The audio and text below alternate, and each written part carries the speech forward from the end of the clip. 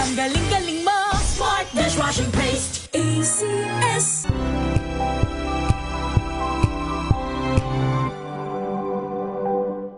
Maagang balitaan, maagang usapan sa mga issue at balita. Kasama si Kuya Angelo Palmones sa Magandang Umaga Pilipinas. Mula Lunes hanggang alas 2 ng hapon.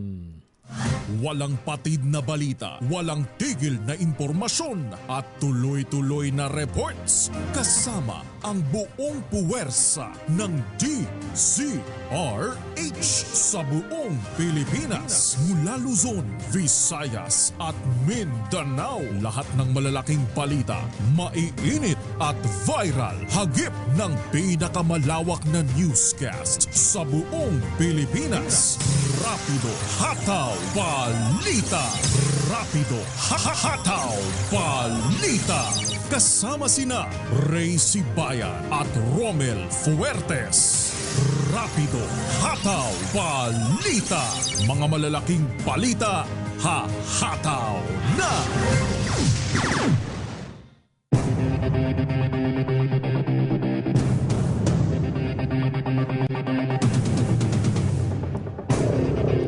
Ngayon ay araw ng Huwebes, ika-27 sa buwan ng Nobyembre. Magandang hapon Luzon, Visayas at Mindanao.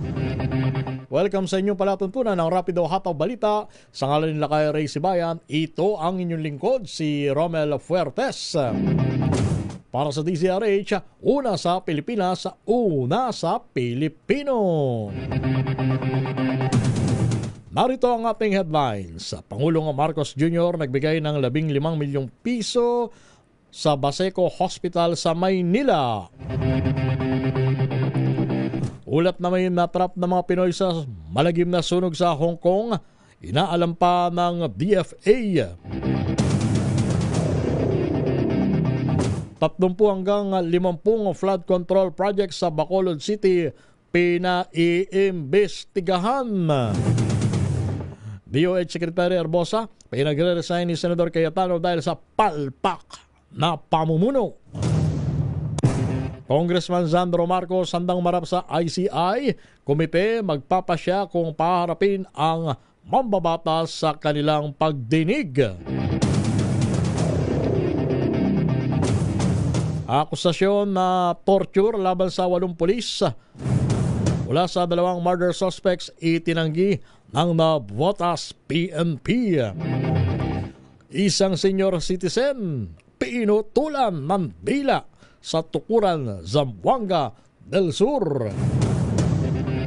At magkasinta na ikaksalsana kabilang sa 11 namatay sa malagim na aksidente sa Kamalig, Albay. Yan ang ating headlines at narito na ang detalye ng iba pang mga balita. Muli, magandang araw Pilipinas. Inaalam ng Department of Foreign Affairs kung totoo ang impormasyon na may ilang Pinoy ang natrap sa malagim na sunog sa Hong Kong. Ayon kay DFA spokesperson, Assistant Secretary Angelica Escalona, ang unverified reports ay natanggap ng Philippine Consulate General sa HK.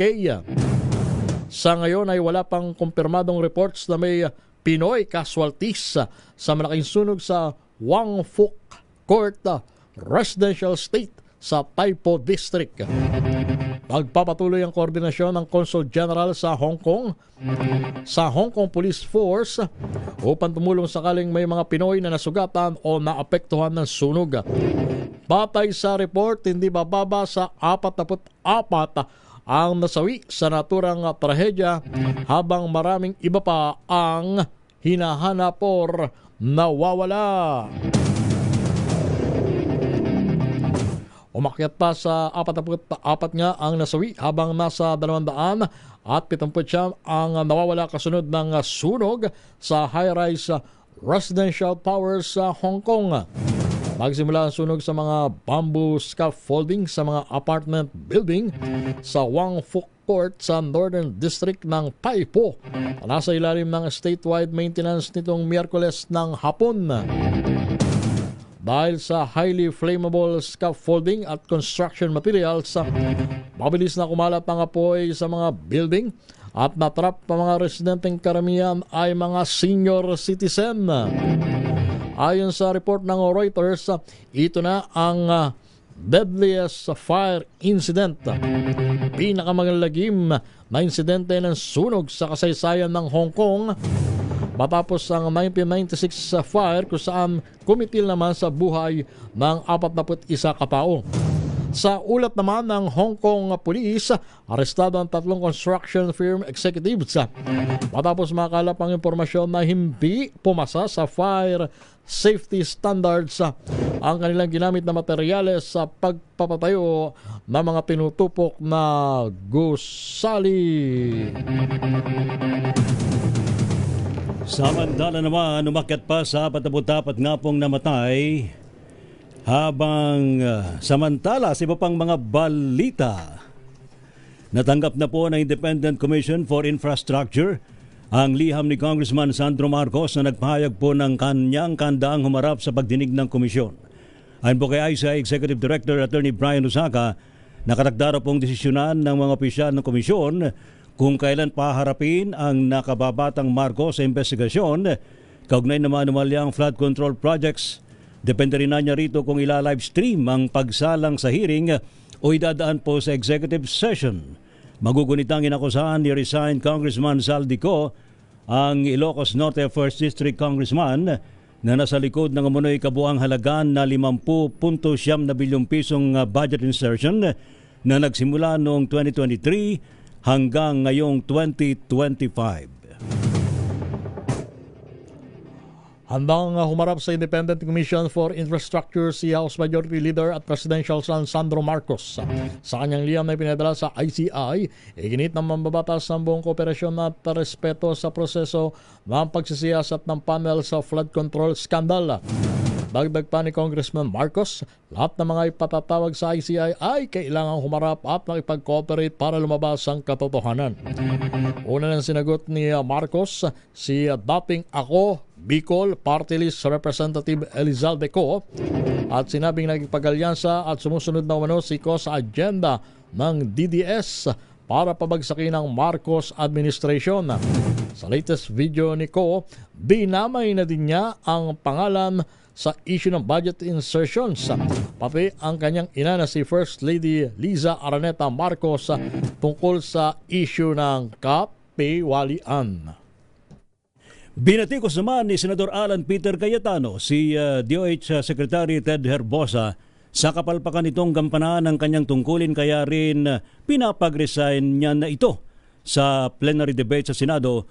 Unang kinwestiyon ni Cayetano ang delay o nabalam at kulang daw po na delivery ng bakuna kontra trangkaso o flu vaccine sa mga local government unit. Marami manong mga magulang ayaw ng pabakunahan ang kanilang mga anak dahil naman sa mga bakunang dumarating sa LGU ay 1 buwan na lang pala ay mag-expire na. Sumunod na kinwestiyon ng senador ang hindi pagkakaroon ng survey at update sa mga case rate sa mga ospital sa loob ng ilang taon na nagdudulot daw po ng kalituhan sa billing o babayaran ng mga pasyente. 14 minutos sa makalipas ang alas 2 ng hapon, iniimbestigahan na ng Philippine National Police Internal Affairs Service ang 8 pulis na votas na inireklamo ng pananakit sa ilang suspect sa kasong murder. Ayon kay PNP spokesperson General Randolph Tuanyo, sinampahan ng complaint sa IAS nitong November 20 ang 8 akusado na pawang mga non-commissioned officers. Batay sa kanila abogado na si Attorney Sid Andeza, pilit na pinaamin ang 2 nagreklamo tungkol sa shooting incident na nangyari noong November 3. Samantala, itinanggi ng Navotas PNP ang insidente at tinawag itong harassment sa kapulisan. Bagamat hindi pa naglalabas ng sinumpang salaysay ang mga complainant, pinayak ni PNP IAS Inspector General Attorney Dudut Dulay na gumugulong na ang tinatawag na motu proprio investigation. Nahaharap ang mga pulis sa reklamong grave misconduct, serious irregularity in the performance of duty, conduct unbecoming of a police officer at paglabag sa Anti-Torture Act. At ngayon, sa rapido ho ng mga report, Pangulong Ferdinand Marcos Jr. nagbigay daw po ng 15 milyong piso sa Baseco Hospital sa Maynila. Ating alamin ang update mula sa Malacanang, RH14, Let Narciso. Miss Let. Ray, pinagkaloob ni Pangulong Ferdinand Marcos Jr. ang 15 milyong piso sa Corazon C. Aquino General Hospital bilang karagdagang suporta. Sa kanyang talumpati ng bumisita sa ospital, sinabi nitong kukunin ang nasabing pondo mula sa Office of the President.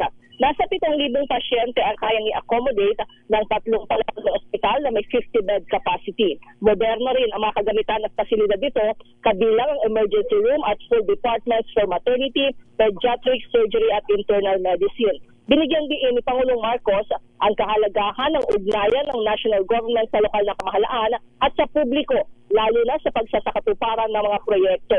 Pinuri rin ng Pangulo si Manila Mayor Isko Moreno sa paglalaan ng pondo para gawing moderno ang ospital sa lungsod. Ito si Let Narciso para sa DZRH, una sa Pilipinas, una sa Pilipino. Samantala, Anti-Money Laundering Council dapat dagdagan ng ngipin sa kampanya laban sa korupsyon ayon kay Senador Ping Lacson. Ibalita mo yan, RH number 28, Paring Raymond Dataas. Paring Raymond. Paring Romel, dahil sa tindi ng nangyayaring corruption sa gobyerno, isinusulong ni Senate President Pro Tempore Panfilo Ping Lacson na dapat dagdagan pa ang ngipin ng AMLAC o ang Anti-Money Laundering Council. Ito ay sa magitan ng inihain nitong Senate Bill 1557 na may layuning bigyan ng karagdagang kapangyarihan ng AMLAC sa mga saklaw na covered persons at ma-update ang listahan ng predicate offenses sa money laundering. Kabilang sa mga pagbabago sa AMLAC na nais ipatupad sa ilalim ng panukalang batas ay i-update at palawakin ang listahan ng predicate offenses sa money laundering, itakda ang threshold para sa customer due diligence ng mga kasino sa 150,000 pesos. Paintulutan ng AMLAC na maglabas ng non-court-based subpoena sa halip na court-based. Bigyan ng kapangyarihan ng AMLAC na magsampa ng freeze order at civil forfeiture petitions ng direkta o sa pamamagitan ng Office of the Solicitor General. Pagandahin ang efficiency ng AMLAC sa pagkuha ng bank inquiries ng walang court order, katulad ng kapangyarihan nito sa mga kasong kidnapping, illegal drugs, terrorism financing, arson at murder. Bigyan ng AMLAC ng kapangyarihang bumisita at magsagawa ng inspection sa covered persons para tiyakin ang pansunod at palakasin ang risk-based supervision. Bigyan ng authority na i-indemnify ang AMLAC at staff nito laban sa gastos mula sa harassment suits. Pinalalakas din ang panukalang batas ang AMLAC bilang Independent Central Anti-Money Laundering and Counterterrorism Financing Authority ng bansa na magsisilbing Financial Intelligence Unit, Specialized Investigation Agency at Regulator Supervisor.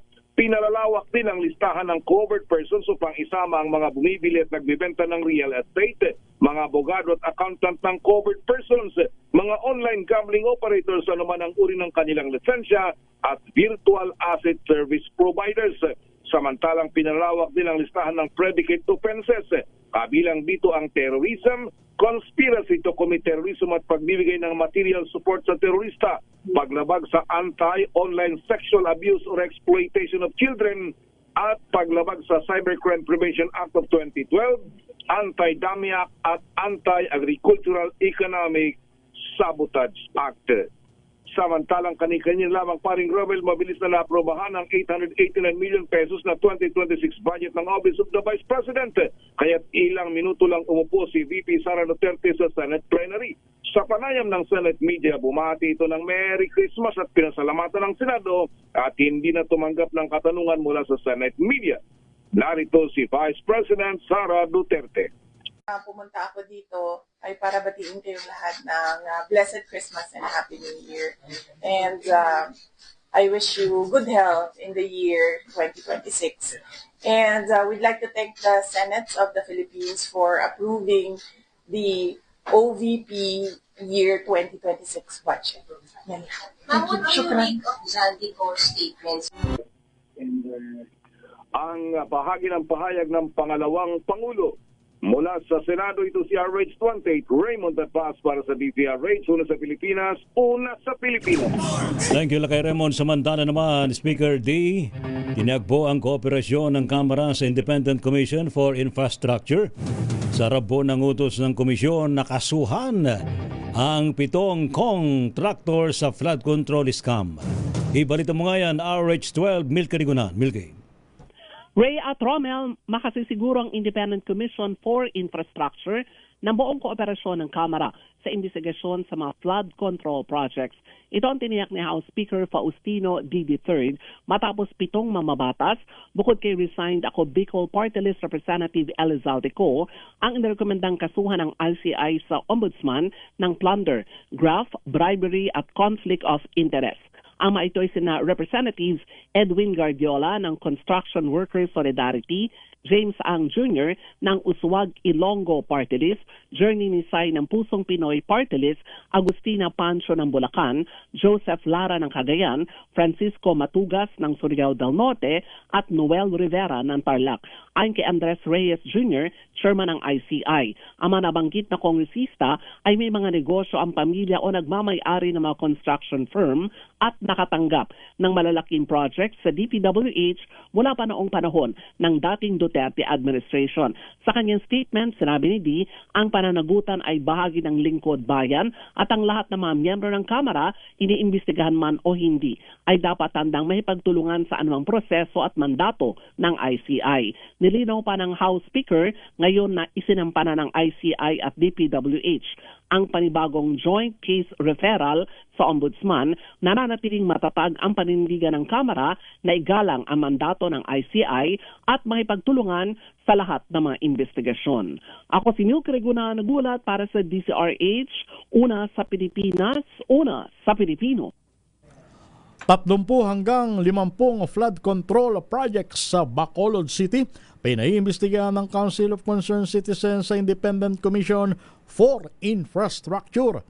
Ibalita mo yan RH number 15, Giselle Ricafort. Giselle. Lakay Romel, pinaiimbestigahan ng Council of Concerned Citizens Bacolod sa Independent Commission for Infrastructure yung nasa 30 hanggang 50 ng mga flood control projects sa lungsod ng Bacolod. Personal na isinumitayan ng chairman nito na si Atty. Renesito Novero ang report ng konseho na nagsagawa na rin umano ng investigasyon. Ayon sa abogado, may mga goals, substandard at hindi kompleto di umano ng mga proyekto sa kanilang lugar na dapat silipin ng komisyon. Ipinanukala rin ng grupo sa Independent Commission na mag-deputize ng investigative team sa bawat congressional district na binubuo ng mga private citizen, professional at civic-minded people. Pakinggan natin. We are requesting the ICI, more particularly the Honorable Chair, Justice Reyes, to immediately conduct the investigation. Maybe go to personally, send some technical men competent enough to verify our reports, authenticate this, and hopefully, truth can be derived from their investigation. Corrections can be effective. Samantala, Lakay Romel, tapos nang sumalang sa executive session, sina Quezon City Representative Maribico Pilar at PM Vargas. Tumanggi si Vargas na sagutin yung mga tanong ng media pagkatapos ng closed-door hearing at sinabi na lamang na maglalabas daw siya ng pahayag. Ito si Giselle Ricafort para sa DZRH, una sa Pilipinas, una sa Pilipino. Thank you, Miss Giselle. Samantala, Pangasinan, ex-Congressman Christopher De Venecia at iba pa. Inireklamo daw po sa Ombudsman dalaman sa higit sa 280 milyong pisong halaga daw po ng mga guni-guning proyekto or ghost projects. At tingalamin sa report ni RH5, Val Gonzalez. Val.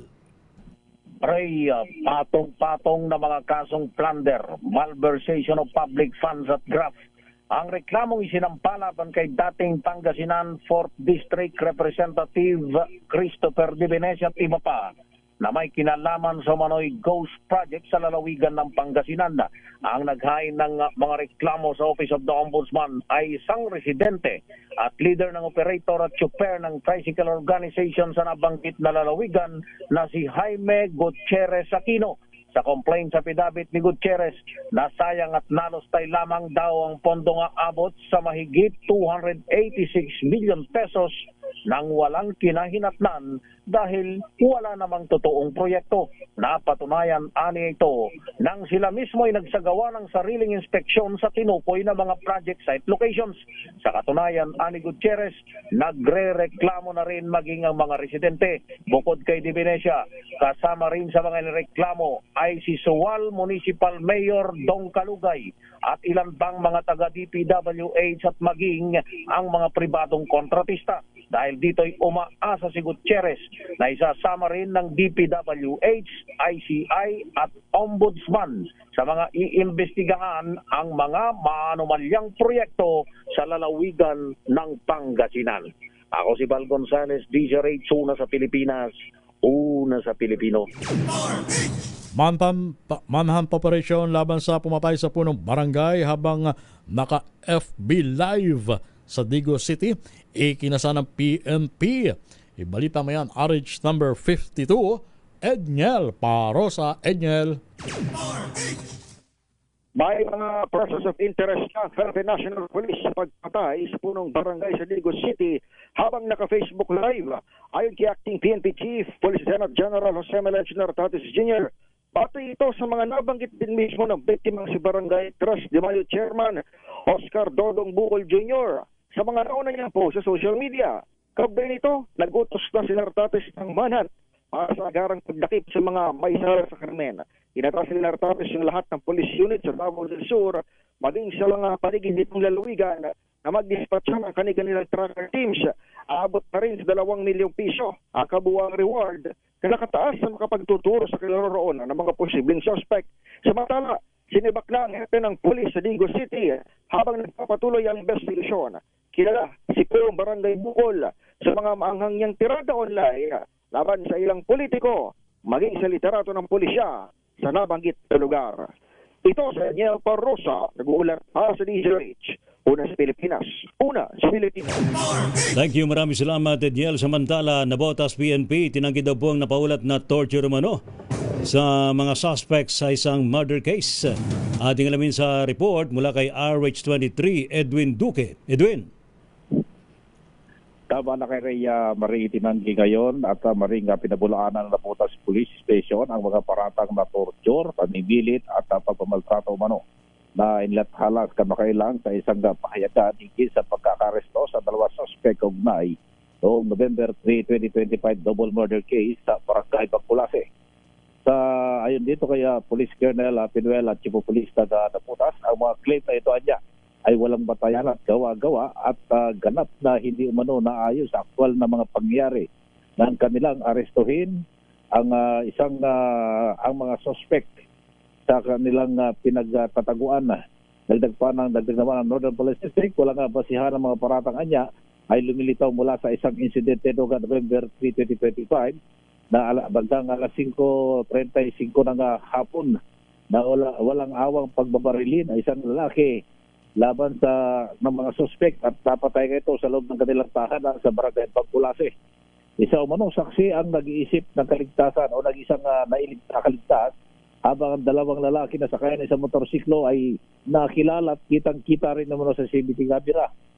Bagamat pinagbintangan at nakarating pa nga sa IAS ang naturang reklamo, pero kinwestiyon naman ang side ng suspect. Bakit ilang araw na, halos linggo na itinagal, ngayon lang sila nagreklamo na ito palang itong kaso isinampa laban sa 2 sa kriminal ay nag-prosper na ito sa korte at kasalukuyan na itong dinidinig. RH23, Edwin Duque, nagulat sa DZRH. Una sa Pilipinas, una sa Pilipino. Philippine Coast Guard nakasabat ng 8 million pesos na laga ng undocumented na sigarilyo malapit sa Pata Island sa Sulu. Ibalita mo yan, RH number 29, Boy Gonzales. Boy.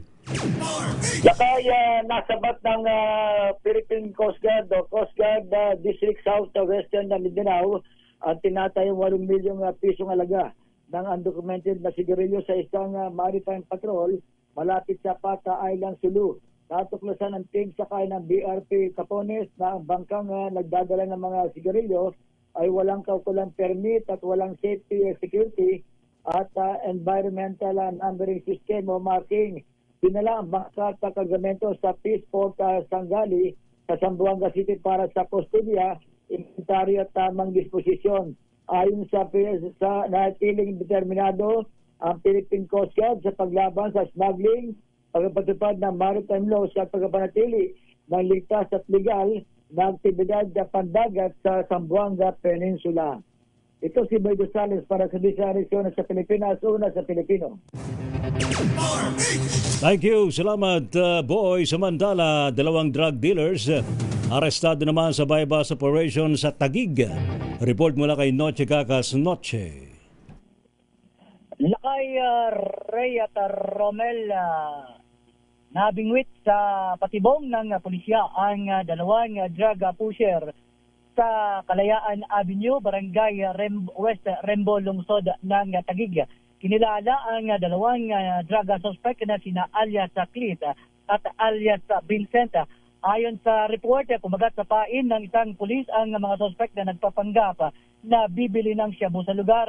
Pagkatapos ng transaksyon, pinusasan ng mga partiba ang mga suspect na makaraang magbigay hudyat ang pusher buyer.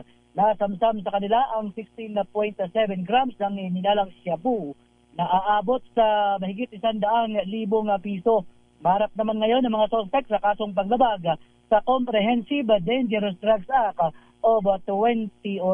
Samantala, Romel at Lakay Ray, nasa 428 personnel ng Aviation Security Group na dito sa NCR ang nag-negatibo sa random drug testing. Ayon kay ABSI Group NCR Director Colonel Cesar Lumiwes, tuloy-tuloy ang kanilang paalala sa mga tauhan na umiwas sa droga. Bahagi rin umano ito ng internal cleansing ng PNP na target maging drug-free environment. RH 27, natika ka sa DZRH, una sa Pilipinas, una sa Pilipino. Rapido, rapido, rapido, hataw, balita. Rapido, hataw, balita. Standby ang mga balita mula po sa mga probinsya. Senior citizen, pinutulan ng dila habang natutulog daw po sa Tukuran, Zamboanga del Sur yung suspect na aresto. Magkasintahan na ikakasal na sana kabilang sa 11 nasawi sa malagim na aksidente sa Kamalig Albay. Samantala, 6 years old naman na bata patay sa landslide sa may Pudtol, Apayao.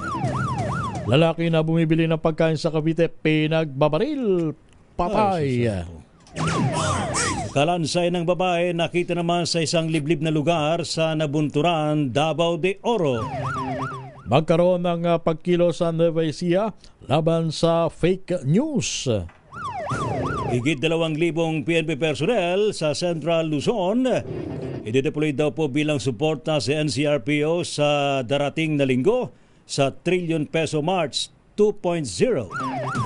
Drug pusher arestado sa bypass operation. Halos sa 130,000 pisong halaga ng shabu na kumpiska. Rapido, rapido, rapido, hataw, balita. Ang niyo mga lingkod, sina Ray Sibayan at Romel Fertes para sa DZRH, una sa Pilipinas. Una sa Pilipino. Pilipinas ang oras, alas 2:34. Ang oras.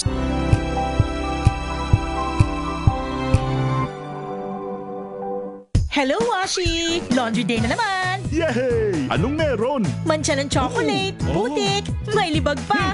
Kaya natin yan! With Pride Washing Machine Detergent, may triple stain-away formula. Tanggal ang makapit, madikit, at madupit na dumit mancha.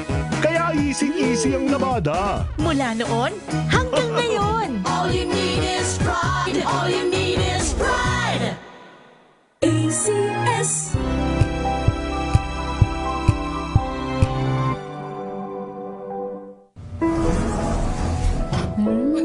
Amoy forever. Amoy LQ. Amoy Nucala Berry Blooms. Amoy Kala, amoy good vibes.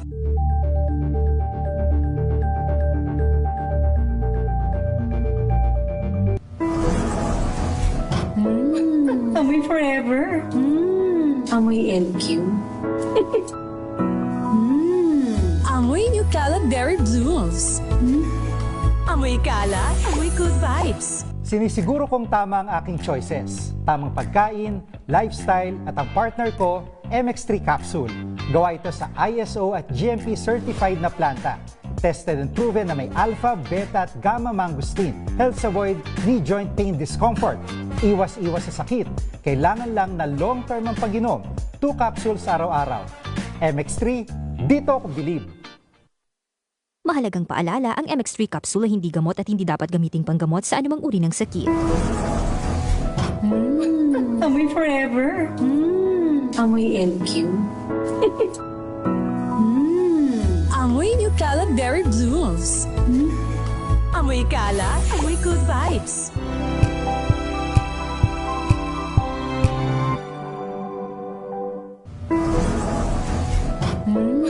Amoy forever. Amoy LQ. Amoy New Calab Berry Blooms. Amoy kalat, amoy good vibes.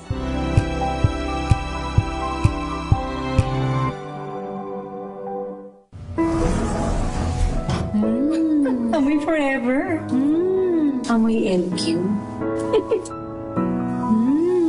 Amoy New Calab Berry Blooms. Amoy kalat, amoy good vibes.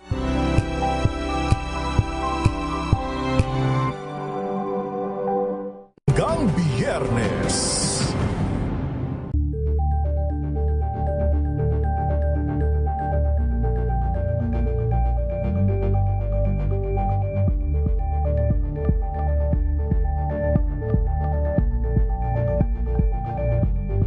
Alamin ang mga maiinit na isyung pambayan, mga balitang kailangan mong malaman, usapin sa pamahalaan, politika, ekonomiya at kabuhayan. Ito ang mga dapat mong malaman, pakialaman at pag-uusapan dahil kayo ang tinig ng mamamayan dito sa Damdaming Bayan.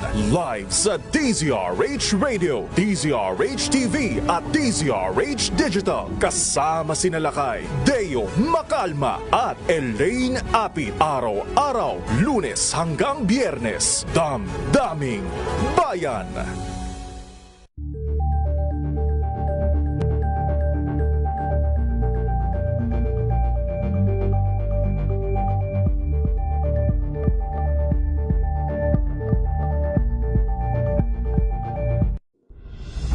Tuloy-tuloy ang pagtulong, tuloy-tuloy ang pagseserbisyo at tuloy-tuloy ang balitaan kasama si May Binauhan sa Operation Tulong mula Lunes hanggang Biyernes.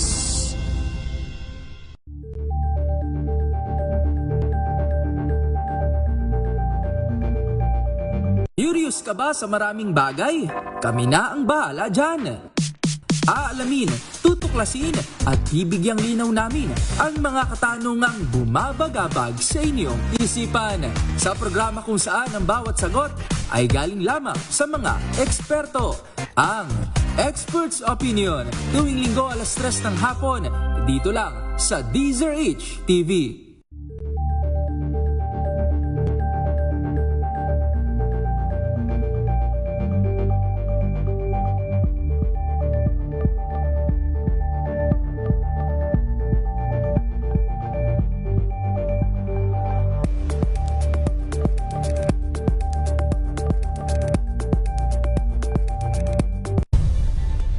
Nagsimula sa pangarap hanggang sa maabot ang tagumpay.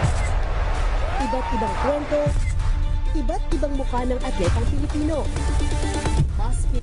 Rapido, hataw, balita. Ang niyo pa rin mga lingkod, sina Ray Sibayan at Romel Fuertes. Para sa DZRH, una sa Pilipinas. Una sa Pilipino. Ranchada Provincia. Rapido, hataw, balita.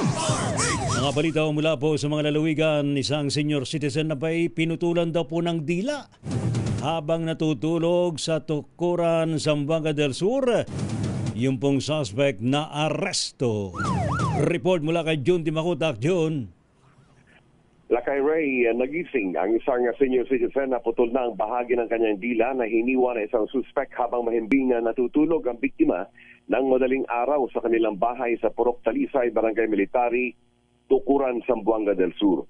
Kinilala ng Tukuran Police Station ang biktima si Rogelio Chavez, 82 years old, habang ang suspect naman ay kinilala ng isang alias Kim Kim na residente ng kalapit barangay ng Military, Tukuran, Zamboanga del Sur. Batay sa impormasyon ng Tukuran Police Station, alas 4 ng madaling araw nang magising ang anak ng biktima at nakita nitong nakahandusay ang dugo ang suspect na kanyang ama malapit sa labas o labasang bahagi ng kanilang bahay. At habang hinahagilap nito ang kaputol ng kanyang dila.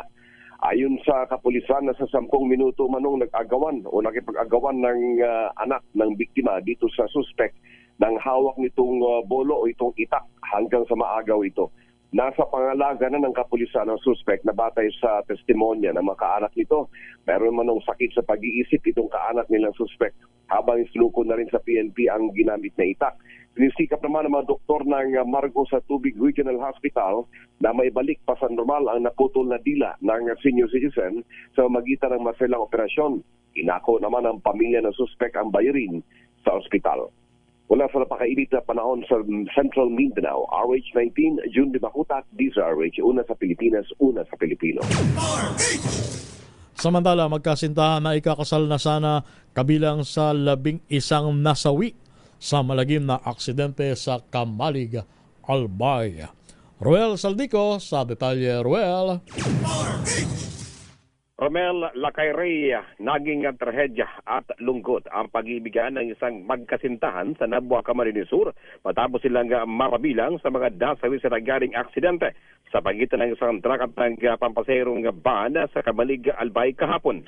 Ang magkasintahan na sina Brian Ebo at Angeline Llanza, kapwa 22 anyos, ay sakay ng van nang mangyari ang aksidente. Ayon sa mga kapamilya ng biktima, ikakasal na sana ang dalawa sa Disyembre at patungo na sana sa Legazpi City upang kumuha ng Certificate of No Marriage o SINOMAR sa regional office ng PSA. Samantala, tukoy na rin ang mga otoridad ang iba pang nasawi na sakay ng van. Tanging isa lamang sa mga nasakay ang sasakyan ang nakaligtas na kinalang si Arian Paul Manlangit, 20 anyos, mula naman sa Ligao City, Albay.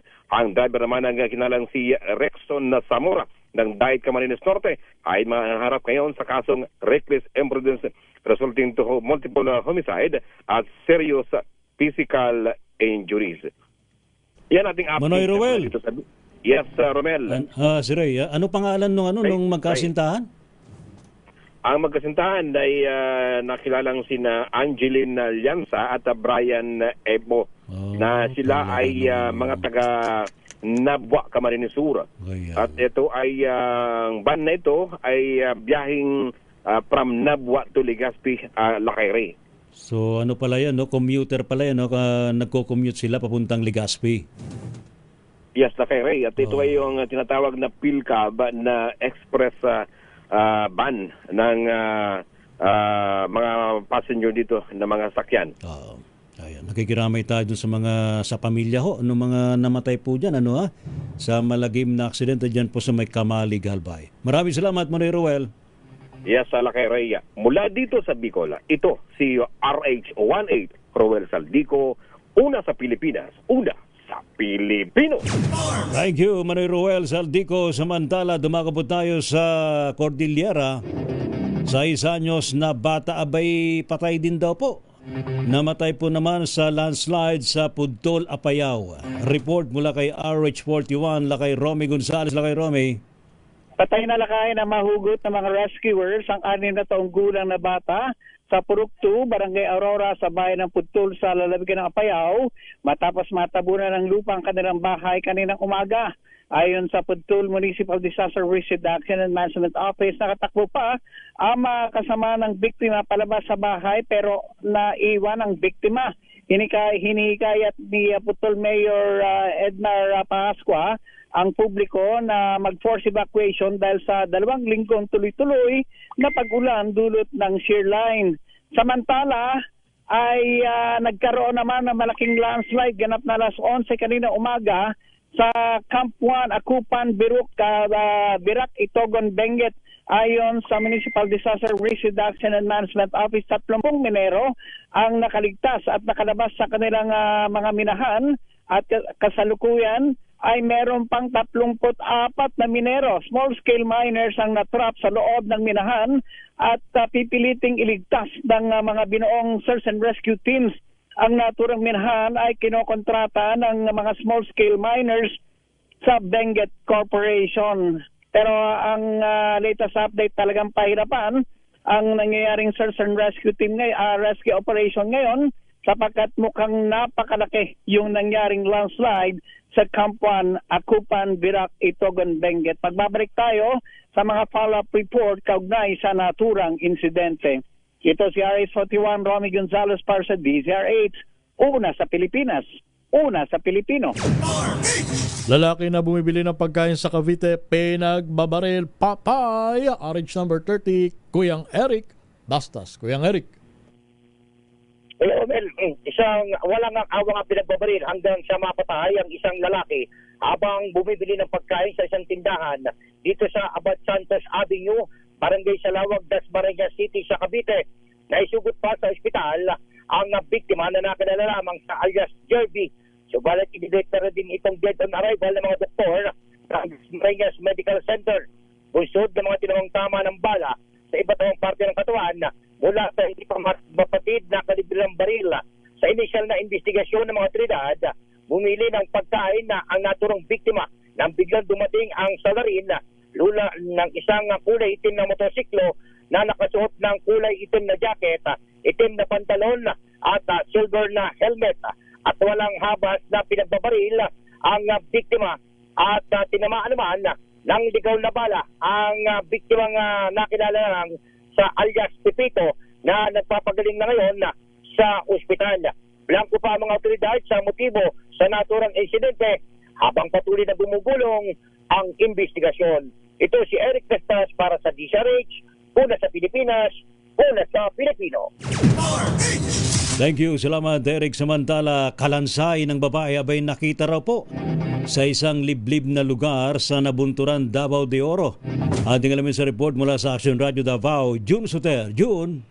Natagpuan ang isang kalansay ng hinihina ng katawan ng babae sa isang liblib na bahagi ng Barangay Kabidyanan, Nabunturan, Davao de Oro. Batay sa pahayag ng Nabunturan Municipal Police Station, tumutugma ang mga nakitang labi sa isang babaeng biktima. Na-recover din malapit sa kalansay ang 8 kahon ng Skyco Kit 200mg, isang ori ng gamot, pati na ang ilang personal na gamit tulad ng isang pulang backpack, pink na pitaka, puting white dove na tsinelas at isang ID. Isinailalim na sa Montoya Funeral Parlor ang mga labi para sa karagdagang pagsusuri at formal na pagkakilanlan. Umapila ang kapulisan ng Nabunturan Municipal Police Station, lalo na sa bagay na wala ng kaanak, na makipag-ugnayan sa kanila upang makatulong sa pagtukoy sa biktima. Ito si June Suter para sa DZRH. Una sa Pilipinas, una sa Pilipino.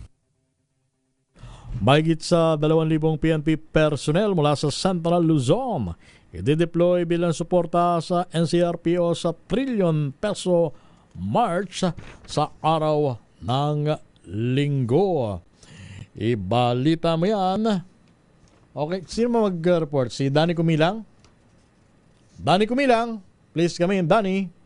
Magdi-deploy ang Police Regional Office 3 Pro 3 ng 2,133 personnel upang suportahan ng NCRPO sa seguridad ng trilyon piso March 2.0 sa November 30, 2025. Binubuo ito ng 2,000 CDM contingent at 133 augmenting personnel habang 1,139 pa ang naka-standby bilang karagdagang puwersa. Nagsagawa rin ang Pro 3 ng CDM sa emulation exercise upang matiyak ang kahandaan ng mga tauhan. Tiniyak ni Pro 3 Regional Director Police Brigade General Ponce Roelio Piñones Jr. ang buong suporta sa aktibidad at hinihikayat ang mga pulis na magpatupad ng maximum tolerant at paggalang sa karapatang pangpubliko. Nakahanda ang Pro 3 na makipagtulungan sa NCRPO para sa ligtas at maayos na pagdaraos ng naturang pagtitipon. Danny Kumilang, RH37, DZRH, una sa Pilipinas, una sa Pilipino. Thank you, Danny. Iba't ibang grupo sa Nueva Ecija ba'y sinusulong daw po ang paglaban sa fake news. Report mula kay RH25, Grace Ansano. Grace. Ray, malaki ang maitutulong ng pagbubuo ng grupo ng mga nag-a-advocate para nga maisulong ang no to fake news sa pamamagitan kanina ng isang araw na pakikipagpulong. Ang Media Watch Network nagsama-sama sa bahagi nga ng Palayan City sa Sierra Madre Suite at ito ay pinangunahan ng provincial government sa pangunguna ni Provincial Information Officer Gerardo Gobrin. Naniniwala ito na malaki ang papel ng media, akademya at ibang sangay ng pamahalaan. Kasama rin sa mga dumalo ang mga kinatawan mula sa Philippine Army na isa rin sa mga nagiging biktima ng mga fake news. Sa ngayon kasi, dapat daw sa tindi ng epekto at influensya ng social media. Mahalaga ang gagampan ng papel ng mga lehitimong mga media practitioner at maging ang social media influencers. Yan ang ating update. Ito, si RH25, Grace Vera Santano. Una sa Pilipinas, una sa Pilipino. 200 security personnel itatalaga sa rally sa Iloilo City sa November 30. Jocelyn Maque ng Action Radyo Iloilo. Pinaghahandaan na ng Iloilo City Police Office ang isa sa gawang rally ng multisectoral group sa November 30. 200 na security personnel ang i-deploy sa nasabing aktibidad na nananawagan ng transparency at accountability sa gitna ng anomalya at korupsyon sa bansa. Ayon kay ICPO spokesperson Major Shalamay Sangrines, nag-request rin ang ICPO ng augmentation sa Police Regional Office 6 kung saan 50 na personnel mula sa Regional Mobile Force Battalion 6 ang i-deploy. Meron din contingency measures ang ICPO at naka-full alert na rin ang Explosive and Ordnance Disposal Unit para sa bomb threat. Inaasahan na sasalihan ng libu-libong mga partisipante ang rally na pangungunahan ng kaublagan kontra korupsyon sa darating na linggo. Mula sa Action Radyo Iloilo, ito si Jocelyn Maque para sa DZRH, una sa Pilipinas, una sa Pilipino. Thank you. Salamat, Jocelyn Maque. Samantala, drug pusher arestado naman sa bypass operation. 170,000 pisong halaga ng shabu na kumpiska. Report mula kay Freddy Fajardo. Freddy. Timbog sa bypass operation sa Barangay Dulig, Labrador, Pangasinan ang suspect na isang 35 anyos na lalaki na residente ng Barangay Pag-asa, San Jacinto, Pangasinan. Base sa ulat ni Labrador Chief of Police Major Rodolfo Labayo Jr., nagsagawa ng operasyon ng kanyang mga tauhan sa Drug Enforcement Unit alas 10:50 ng gabi sa nabanggit na barangay kasamang Provincial Drug Enforcement Unit ng PPO at isa ang nagkunyaring buyer na binentahan ng suspect ng 5 plastic sachet na naglalaman ng hinihinalang shabu kapalit ng mark money at agad ditong inaresto. Ang nakumpiskang illegal na droga sa suspect ay tumitimbang ng 25 gramo na may street drug price na 170,000 pesos. Nasa likod ngayon ng Rias na bakal ng Labrador Police Station ang suspect na naharap sa kaso ng paglabag sa Republic Act 9165 Comprehensive Dangerous Drug Act of 2002. Mula sa Action Radio Pangasinan, nito si Freddy Fajardo, Arrestar Tate nag-uulat para sa DZRH, una sa Pilipinas, una sa Pilipinas. Lalaki na may patong-patong na kaso sa Surigao del Sur, maaresto sa Tacloban City. Ibalita mo yan, RH number 32, Jimmy, Angay Jimmy. Isang most wanted person na lalaki na may patong-patong na kaso sa Surigao del Sur na aresto ng kapulisan sa Sudan ng Tacloban. Kinilala ng Tacloban City Police Office ang akusado na si Bobby Tejero, 48 anyos, residente ng Purok 3 sa Banahaw, Lianga, Surigao del Sur. Naresto ang akusado kaninang alas 3:37 ng madaling araw sa Barangay 104 Salvacion, Tacloban City ng City Mobile Force Company, City Intelligence Unit at Provincial Intelligence Unit dahil sa patong-patong na kaso. May 5 bilang na murder, attempted murder, child abuse, 2 bilang na grave coercion, may kasong robbery at arson kasama na ang grave threats. Sa kasalukuyan na akusado na sa impila ng Tacloban City Police Office Custodial Facility. Mula dito sa DYVL Action Radio Tacloban, ito si Arrestar dito Jimmy, angay para sa DZRH, una sa Pilipinas, una sa Pilipino. Thank you, Jimmy. Samantala, suspect sa hostage taking na aresto. 3 biktima na iligtas sa Tiaong, Quezon. Report mula kay RH33, Benjan Chogya. Benji. Arestado ng Quezon PNP ang suspek sa hostage taking sa lalaking 44 anyos na nirahan sa barangay Lusacan, Tiaong, Quezon. Sa report ni Police Colonel Bong Albasia, bandang alas 2 ng hapon naging matagumpay na naaresto ng mga operatiba ang nasabing suspek. Agad naman na nasagip ang 3 babaeng biktima sa hostage taking at agad na dinala sa pagamutan. Agad naman sinampahan ng kakaulang kaso laban sa nasabing suspek. Ayon kay Police Colonel Bong Albasia, dahil sa insidenteng ito, ipinakita ng kanyang mga kapulisan ang kahandaan sa pagtugon sa anumang banta sa bawat kaligtasan. Ayon sa kanya, makakaasa ang mamayan na patuloy nila titiyakin ang kaligtasan ng buong lalawigan. Higit ang lahat ang mga mapanatili at maayos na mapayapa ang lalawigan ng Quezon. Ito si Benjan Chogya nagulat para sa DCRH, una sa Pilipinas, una sa Pilipino. Pulis na aksidente habang patungo sa headquarters sa Parañas, Samar. Jane Bantayan, ibalita mo yan, Jane. Wasak naman ang isang sasakyan ng maaksidente sa National Highway ng Parañas, Samar. Mabuti na lamang at ligtas ang driver. Napag-alaman na mag-isang minamaneho ng driver ang nasabing sasakyan. Ayon sa PNP Paranas, pulis ang driver nitong sasakyan na nakatalaga sa 801st Regional Mobile First Battalion ng Artiche Eastern Samar.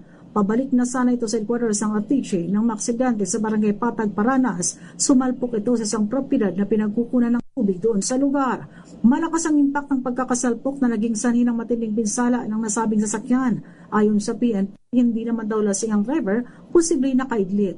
Wala itong gaanong sugat, ngunit isa sa ilalim sa CT scan dahil sa sugat nito sa ulo. Mula sa Aksyon Radyo Katarman, RH34 Jane, bantayan ng DCRH, una sa Pilipinas, una sa Pilipino. Metro Manila ngayon. Sa ating Metro Manila ngayon mula kay Kyle Bullas. Kyle, go!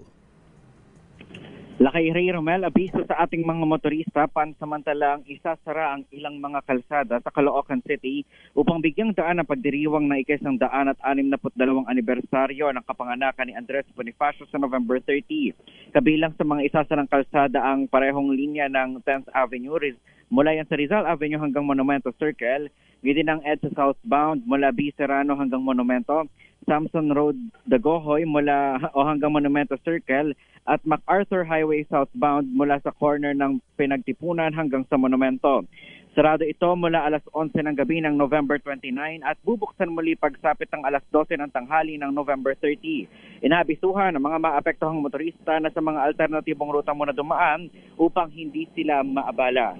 Sa iba pang balita, abot naman sa 45 sasakyan ang pinaghahatak ng MMDA sa ikinasang clearing operation sa Pasay at Quezon City. Sa 3 round ng operasyon, mayroong 103 motorista ang inisyuhan naman ng citation ticket. Kabilang sa sinuyod ng MMDA ang ilang bahagi ng Pasay, kabilang ng Jocto Boulevard, Hilpuyat, Taft Avenue, Tramo at Merville West Service Road. Samantala, kasama din sa operasyon ng MMDA ang Barangay Toro sa bahagi naman ng Quezon City. Para naman sa ating ulat panahon, kasalukuyan nakakaranas ng tamtaman nagkasamalakas sa buhos ng ulan ang ilang bahagi ng Metro Manila, partikular na sa Caloocan at Quezon City. Sabi ng Pag-asa, posible itong makaapekto sa mga karating na syudad sa lalawigan at posible itong tumagal ng hanggang 2 oras. Yan ang latest sa Metro Manila ngayon. Ito si Kyle Bullas ng DCRH, una sa Pilipinas, una sa Pilipino. Thank you, Kyle Bullas sa iyong Metro Manila ngayon!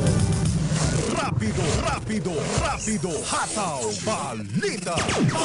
Salamat po sa mga tumutok po sa ating balitaan sa Rapido Hataw Balita.